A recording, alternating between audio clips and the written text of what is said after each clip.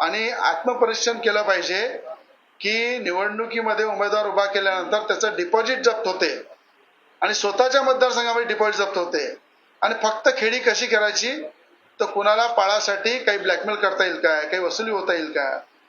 अशा प्रकारचं प्रत्येकाचा हिशोब हे अचलपूर मतदारसंघाची जनता विचारेल आणि वेळोवेळी त्या मतदारसंघामध्ये प्रत्येक हिशोब कसा विचारायचा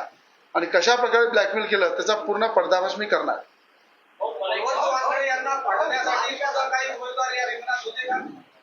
बळवंत वानखेडेंना मी खूप शुभेच्छा दिलेल्या आहे आणि आपल्या जिल्ह्यातला माणूस आहे, आता खासदार झालेला आहे आणि लढाईमध्ये जो जिता व सिकंदर राहते त्या पद्धतीनं बळवंत वानखेडेजी जे आहे ते आज आपल्या जिल्ह्याचे आदरणीय खासदार आहे आणि त्यांनी या जिल्ह्याच्या विकासासाठी नवनीत राणे जो प्रयत्न केला तो पुढे त्यांनी प्रयत्न केला आणि जिथे माझी गरज पडली,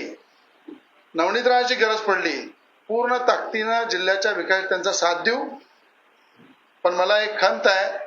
की देशाचे पंतप्रधान मोदीजी आज पंतप्रधान झालेले, जर नवनीत राणा खासदार झाल्या असत्या तर मला असं वाटतं त्या केंद्रामध्ये मंत्री असत्या आणि जिल्ह्याच्या विकासाला भाऊसाहेब पंजाबराव देशमुखांनंतर एक चांगलं केंद्रीय मंत्रीपद मिळून या जिल्ह्याचा विकास जोमाने झाला असता. पण तरी बळवंत वानखेडेजींना जिथे माझी गरज पडेल त्यांच्यासोबत पूर्ण ताकदीने उभा आहे.